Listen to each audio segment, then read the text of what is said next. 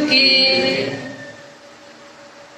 ध्यान मूलम गुरुमूर्ति पूजा मूलम गुरुपदम, मंत्र मूलम गुरुवाक्यम मोक्ष मूलम गुरु कृपा।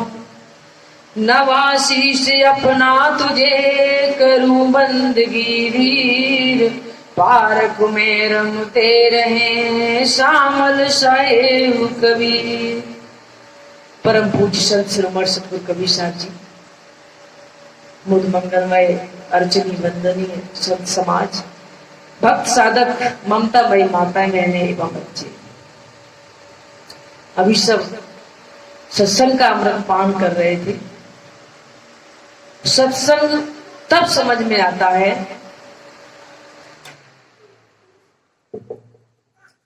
जब हमारी चित्त वृत्ति एक जगह, यानी श्रोता का मन और तन दोनों स्थिर हैं, और नींद जिनसे बहुत दूर कोसों है, दो चार लोगों की आंखें भी बंद हो रही हैं, तभी तो बात समझ में आएगी। नहीं तो आप स्वप्न अवस्था में पहुंच गए, राधा दास सत्संग सुना रहे और आप स्वप्न देख रहे हो, घर है, परिवार में है कि ओछा के मेले में। कहा गया है कि माइंडली एब्सेंट फिजिकली प्रेजेंट। श्रोता तो घर में नहीं, बक्ता बधे सो बाद, श्रोता बक्ता एक घर तब कथनी का स्वाद। तो हम अपनी चित्त वृत्ति को जब स्थिर करके और कानों से संत महापुरुषों के ज्ञानमयी अमृतमयी वचनों का श्रवण करते हैं, तो वो कानों के द्वारा मेरे अंतःकरण में पहुंचते हैं, और अंतःकरण में जब वो वाक्य पहुंचते हैं तो मेरे अंतःकरण की जो विकार है उनको एक दिशा मिल जाती है, दिशा बदल जाती है। ताले में वही छेद है और वही चाबी है, उसी चाबी से ताला बंद होता है और उसी चाबी से ताला खुलता है।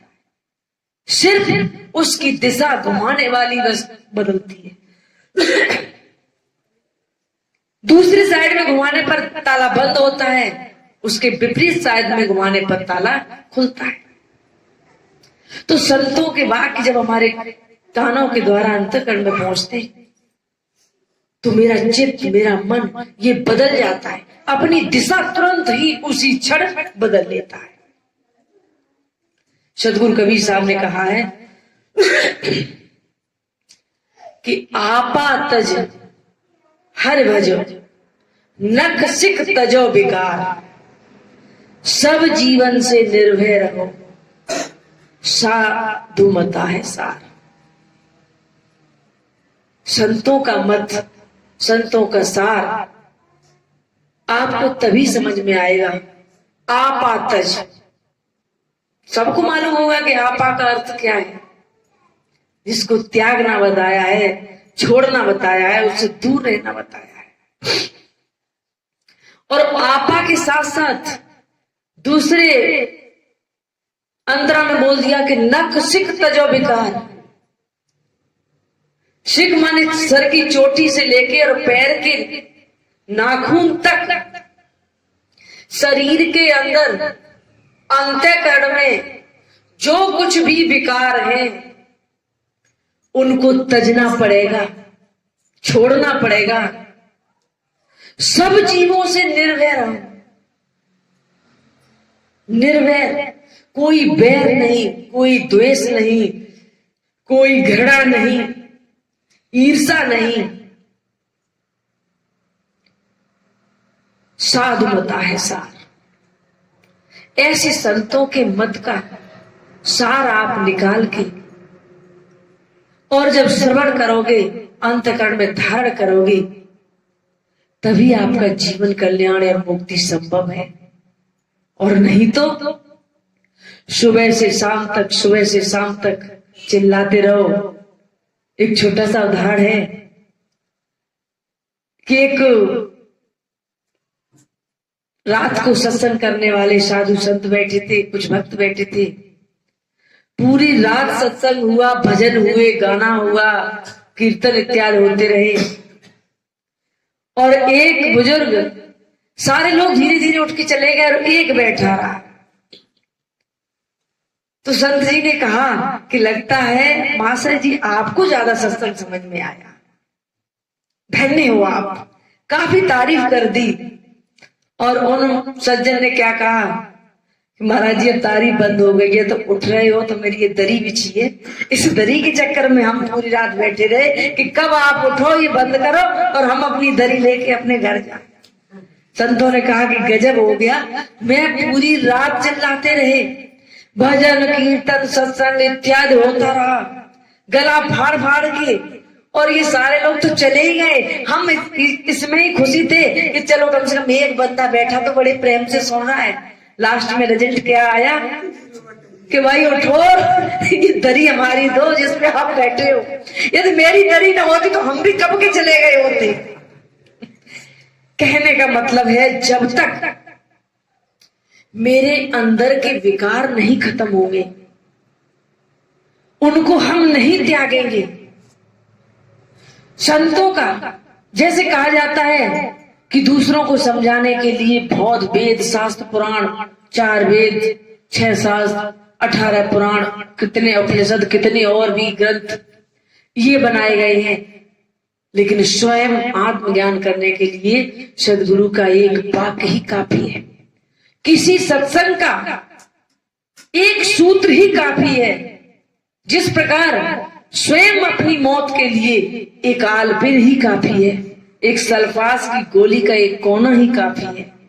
दूसरों को मारने के लिए तमाम हथियार लाते हैं आप, कितने कितने कितने कीमती हथियार, गोले बारूद इत्यादि क्या क्या, लेकिन खुद मरने के लिए एक 2 फुट का रस्सी का टुकड़ा ही काफी है, सल्फास की गोली का छोटा सा कोना ही काफी है, एक आलपिन ही काफी है। तो वो चीजें संतों की मेरे अंदर तब समाएगी कि आप आता अपना अहंकार खत्म करो, अपनी मान बढ़ाई खत्म करो। अभी साहब जी ने एक साखी पढ़ा था कि माया तजी तो क्या हुआ, मान तजा नहीं जाए, क्योंकि इस मान को ही सतगुरु कबीर साहब ने झीनी माया कहा है कि मोटी माया सब तजे झीनी तजी नहीं। इस मान को हर कोई नहीं तज पाता है। सतगुरु कबीर साहब ने सबसे पहले इसी का नाम लिया है। ये मान, ये अंदर जो मान सम्मान पाने का अहंकार हमारे अंदर भरा हुआ है कि हम कुछ हैं, हमें मानो, हमारा सम्मान करो, हमारा ज्ञान सुनो, हमें गुरु बनाओ, हमें दान दो, हमें सम्मान दो, हमें ऊंचा आसन दो। अन्य अन्य अपार अहंकार भरा है, कितनी कितनी चीजों का अहंकार भरा है। आप आतज हरि भजो, हरि को भज, जो आपके हृदय में बैठा हुआ आत्मा, राम, चेतन जीव, परमात्मा, उसका भजन कर हे मन, हे प्राणी, उसका ध्यान कर। तू कहां भटकता फिरता है? नक सिख तजो विकार, एक एक विकार को तुम्हें तजना पड़ेगा। और अपने ही मरे, कहते नहीं कि आदमी में कहावत कह देते कि अपने ही मरे स्वर्ग दिखाई देता है, दुनिया मर जाए उससे पता नहीं चलता। तुम जब अपने अंदर के विकारों को तजोगे, सर की चोटी से लेके पैर के नाखून तक रोम रोम मेरा विकारी है, जिसमें मोटे मोटे सूत्र में बताते हैं कि 10 अवगुण तो हर व्यक्ति के अंदर 24 घंटे भरे ही रहते।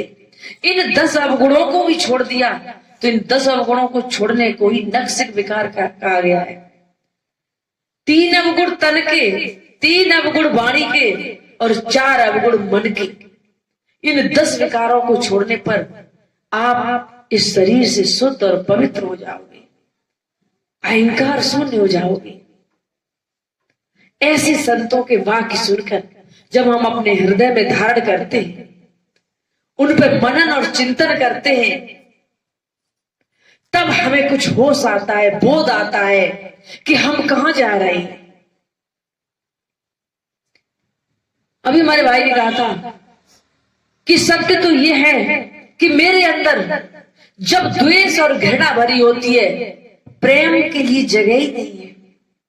प्रेम गलियत साकरी जामे दो न समाए, एक ही जगह है। उद्धव ने भी जब गोपियों को समझाया था उन्होंने भी यही कहा कि उद्धव मन न भये 10-20, एक ही मन था। वो हमने श्याम सुंदर कृष्ण कन्हैया में लगा दिया। अब तुम किस ज्ञान की किस ध्यान की बात करते हो? तो हकीकत में मन एक है। अब सवाल ये है, निर्णय आपके ऊपर है कि आप उसको कहां लगाना चाहते हो। यदि विकारों में लगा है, अहंकार में लगा है, तो अहंकार शून्य कैसे होंगे आप? क्रोध में, द्वेष में लगा है, तो प्रेम आपके हृदय में कैसे भर सकता है? आपको वो द्वेष और घृणा खत्म करनी पड़ेगी। और जब पात्र खाली होगा तो उसमें प्रेम फिर अपने आप भर जाएगा। यही सवाल एक माता जी अपने गुरु से कर रही थी कि ऐसा क्यों नहीं होता है। तो गुरु जी ने कहा कि इस हमारे कमंडल में गोबर भर लाओ। तो वो भर लाए, रख दिया पास में। और उनके पास खीर आई हुई थी। उन्होंने कहा कि बेटा ये खीर भी इसी में डाल दो। माता जी ने कहा कि ऐसे कैसे गुरुदेव, ये गोबर में खीर तो खराब हो जाएगी और फिर बनेगी कहां? पूरा कमंडल तो गोबर से भरा हुआ है, इसको खाली करवा लो, किसी से साफ करवा लो, तब हम खीर डालेंगे। गुरु जी ने कहा बस बेटा यही हम तुम्हारे मुंह से सुनना चाहते हैं, जो हम इतनी देर से कह रहे हैं कि जिन विकारों को तुम भरे हुए हो उनको खाली कर दो। गुरु की बात, गुरु की निर्णायक वाणी, सार तत्व तभी तो समाएगा। पात्र तुम पहले से खचाखच भरे हुए हो, विकारों से, अहंकार से, क्रोध से, द्वेष से, छल से, ईर्ष्या से, नफरत से। इनको खत्म करो। और इनको हम बार बार जब सत्संग में जाते हैं, संतों की शरण करते हैं, मन में कुछ वैराग्य लाते हैं और ध्यान साधना करते हैं, तो ये चीजें धीरे धीरे अपने आप खत्म हो जाती है। और ये भी सत्य है कि ज्ञान, ध्यान, साधना, साधु, वैराग्य, ये सब कुछ एक जन्म का नहीं है। आप सोचो कि जैसे ही आए ऐसे कितने लोग हैं जो गुरुदेव से कहते हैं कि गुरुदेव वो हमें जल्दी है, काम भी बहुत पड़ा है, जल्दी जल्दी दीक्षा दे और हम अपना काम देके जाए। हमारे गुरु जी वैसी में कह देते थे कि बेटा कोई झोला या बोरा लेके आए हो कि क्या? गुरु जी दीक्षा जो झोले में दी जाती है। तो वही तुम्हारे कहने के हिसाब से तो ऐसा ही लग रहा है कि गुरुदेव जल्दी दीक्षा दे दो, हम अपना काम देके जाए। एक बार एक नौकरी करने वाला व्यक्ति सूट बूट में आया, गुरुदेव कमरे में बैठे थे। उसने बड़ी ताकत से तो दरवाजा खोला, दरवाजा बुरी तरह दीवार में लगा, जूते ऐसे पटके, एक कुर्सी पड़ी थी, बुरी तरह कुर्सी को खींचा और बैठ गए और कहने लगे कि गुरुदेव हम दीक्षा लेने आए, दीक्षा दे दो। गुरुदेव ने कहा कि पहले इन वस्तुओं से, इनके प्रति अपने अंदर प्रेम उत्पन्न करो। प्रेम एक ऐसी चीज है, मोह और प्रेम का जमीन और आसमान का, पूरब और पश्चिम का संबंध है। कभी मोह को प्रेम मत समझ बैठना और कभी प्रेम को मोह मत समझ बैठना। जिसके हृदय में प्रेम उत्पन्न हो जाता है या जो अपनी आत्मा के नजदीक जीता है, आत्मा में जीता है, उसे प्रत्येक प्राणी और पदार्थ से प्रेम होता, मोह नहीं। उसे संपूर्ण इस प्रकृति से प्रेम होता है, प्रकृति की हर चीज से प्रेम होता है और संसार के प्रत्येक प्राणी से प्रेम होता है। गुरुदेव ने कहा कि इन जूतों को बहुत ही सलीके से, तमीज से उतार के और हाथ से पकड़ के एक तरफ रखिए। दरवाजे को जिस तरह तुमने पटका है उसी सभ्यता और शालीनता से खोलिए, ऐसा लगे कि जैसे इस दरवाजे को भी दर्द होता है। इस तरफ से खोलिए, फिर आइए, आराम से कुर्सी उठाइए, बैठिए, नम्र भाव से। यहाँ और सब संत बैठे, उन्हें बंदगी करिए, बैठिए। इतना जब तुम्हारा व्यवहार शुद्ध और सात्विक हम देखेंगे, फिर तुम्हें कहना नहीं पड़ेगा कि हमें दीक्षा दे दो, हम जेब में डाल के चले जाए। फिर तो तुम संतों के लाल हो जाओगे। संत ऐसे भक्तों को तो ढूंढते फिर रहे। लेकिन उस सज्जन को भी अपनी गलती का एहसास हुआ, दोबारा से ये काम किए। गुरुदेव को तो करवाना था अभ्यास का, और उसने अपने जीवन में बहुत ही सभ्यता और शालीनता से अपना जब जीवन, क्योंकि तन थिर मन थिर, जब हमारा तन थिर होता है, स्थिर होता है, शरीर के चाल ढाल अवयव से पता चल जाता है कि इस व्यक्ति का मन कितना चंचल होता है। कुछ लोग देखे आपने, कुर्सी पे बैठे और जूते ऐसे पैर पटकते हैं कि जैसे उस जगह की जमीन ही घिस के पूरी ले जाएगी साथ, क्योंकि उनका मन एक सेकंड के लिए भी स्थिर नहीं है। जिसका तन ही स्थिर नहीं है, तन के अंदर ही तो मन रहता है। मन का सवाल तो दोबारा दूसरा आया, पहले तन को थिर करो, फिर अपने मन को थिर करो, फिर अपनी सुरती को स्थिर करो। ऐसे जब मन से, वचन से और कर्म से व्यक्ति संयमी हो जाते हैं, सभ्यता वाले हो जाते हैं, धैर्यवान हो जाते हैं, संतोषी हो जाते हैं, फिर इनके जीवन में एक आत्म सुख, आत्म शांति, आत्म ज्ञान उत्पन्न होने लगता है सदगुरुदेव के इशारे मात्र से। वो केवल इशारा करते हैं और उनका इशारा होते ही तब हमें सत्संग का लाभ मिलता है। तब हम सत्संग में थोड़ी देर भी बैठे हैं, जीवन में वास्तविक सत्य का संग मिल जाए। अभी तो यहां बैठे हुए हम लोग ज्ञान चर्चा कर रहे हैं, लेकिन सत्य का संग सदगुरुदेव के एक इशारे मात्र से मेरी समझ में आ जाए। जिस क्षण और जो गुरु मेरे अंतःकरण का अंधकार दूर कर दे, मेरे सारे भ्रम खत्म कर दे, वही सच्चा सदगुरु है। और वही आप सच्चे सदगुरु के लाल हो, जिस गुरु की सानिध्य में पहुंच के आपने अपने अंदर का कूड़ा करकट हटाकर और उसमें सार तत्व ग्रहण किया है। गुरुदेव तो ज्ञान दे रहे हैं और आप पहले से उस कमंडल की तरह उसमें विकार भरे हुए हैं, तो गुरुदेव का ज्ञान आता है, चला जाता है। इस कान से प्रवेश किया और इससे तुरंत ही निकल गया। अंतःकरण में जाने के लिए जगह खाली नहीं है। इसीलिए कहा जाता है कि सत्संग में बिल्कुल खाली पात्र लेके शुद्ध विचार से पपिया की तरह अपनी चोंच को खोल के स्वांत नक्षत्र की बूंद के लिए पपिया तड़पता रहता है, उसी तरह संतों के वाक्य सुनने के लिए हो सकता 2 घंटे 3 घंटे के सत्संग में आपके जीवन कल्याण का कोई एक शब्द निकल आए और आपका जीवन कल्याण हो जाए, आपकी दिशा बदल जाए, आपके मन की चाबी दूसरी दिशा में घूम जाए, जिससे आप दुखी थे और तुरंत सुखी हो जाओ। सुखी होने के लिए कोई धीरे धीरे युक्ति नहीं, उसी समय एट ए टाइम आप मानिए कि जब कहते नहीं कि क्रोध घटे मन के समझाए से, क्रोध का मतलब है मेरा अज्ञान। जैसे ही हम अपने मन को समझाते, दिशा बदलते, उसी क्षण खत्म हो जाता है। गुरुदेव ने ज्ञान किया। ऐसे कितने लोग हैं मुझसे फोन करते हैं और कहा, अपनी बेचैनी बताई, कुछ ज्ञान के शब्द सुना दिए। आपको सत्य बता रहे, 2-4 लोग ऐसे थे जो आत्महत्या करने वाले थे। किसी तरह उन्होंने फोन लगा दिया, यही सोच के लगा दिया कि अंतिम समय महाराज जी को बस लास्ट प्रणाम कर लें और बस मर जाए।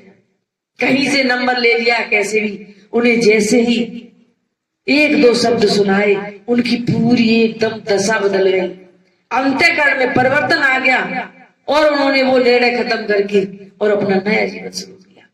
तो जब त्याग, वैराग्य, आत्मज्ञान, आत्म कल्याण होता है तो सदगुरु की किसी भी बात से, एक लाइन से उसी क्षण होता है।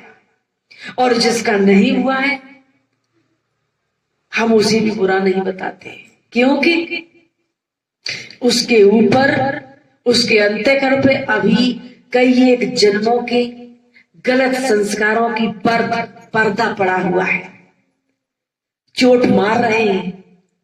हम अपनी चोट मारने में कोई भी कसर नहीं छोड़ते हैं और न छोड़ेंगे। मेरी चोट तब तक रहेगी जब तक वो आपका अज्ञान का पर्दा हट नहीं जाएगा, वो आडंबर वासनाओं का वो डाली कट नहीं जाएगी, तब तक मेरी कुड़ारी इसी तरह बजती रहेगी। हमें ये नहीं कि आप पे फर्क पड़ता है नहीं पड़ता है, लेकिन मुझे विश्वास है कि मेरी बाणी की कुड़ारी कोई निरर्थक नहीं जाएगी। आज नहीं तो कल चोट करेगी और वो डाली को खत्म करेगी। हो सकता ये जन्म नहीं तो अगला जन्म राधादास आपके जीवन का वो विकार न दूर कर पाए, लेकिन मुझे विश्वास है कि मेरे मरने के बाद कोई दूसरा महापुरुष आएगा, उसको बहुत सहूलियत मिलेगी, उसे बहुत कुछ डाली कमजोर मिलेगी, उसे कुछ कम प्रयास करना पड़ेगा और एक दिन ऐसा आएगा कि आपकी वो विकारों की डाली टूट के कट के दूर गिर जाएगी।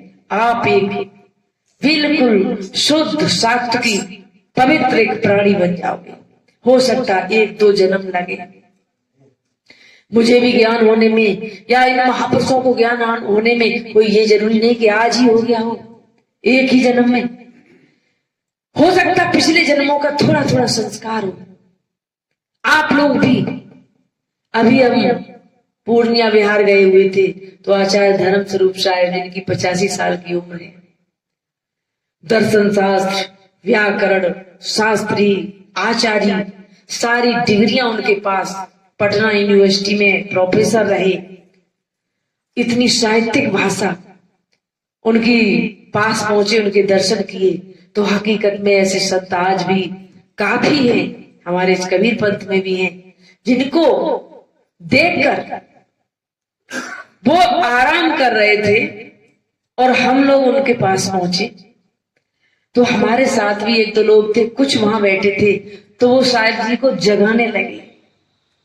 मैंने उनका हाथ पकड़ा कि नहीं, जगाओ नहीं, उन्हें सोने दो, हम उनके दर्शन कर रहे हैं। वहां बैठे लोगों ने कहा, कुछ हमारे साथ वालों ने भी कहा, अरे हम इतनी दूर से आए, 1000 किलोमीटर से, अरे जगवाओ स्वामी जी को जगाओ। हम कहे नहीं, मुझे उन लोगों को डांटना पड़ा कि हम इतनी दूर से आए, किस लिए आए कि ये अपनी वाणी से कुछ कहेंगे। हमने उन लोगों से क्या ये लेटे हैं, सो रहे हैं आंख बंद किए हुए, क्या तुम्हें इनके दर्शन करने से ज्ञान नहीं हो रहा है? इसका मतलब अभी आप सब लोग बहुत पीछे हो। हमें जो लेना है, जो हम ले रहे हैं, इन्हें सोते हुए के बावजूद भी हम सब कुछ पूरा ज्ञान इनसे ले रहे हैं।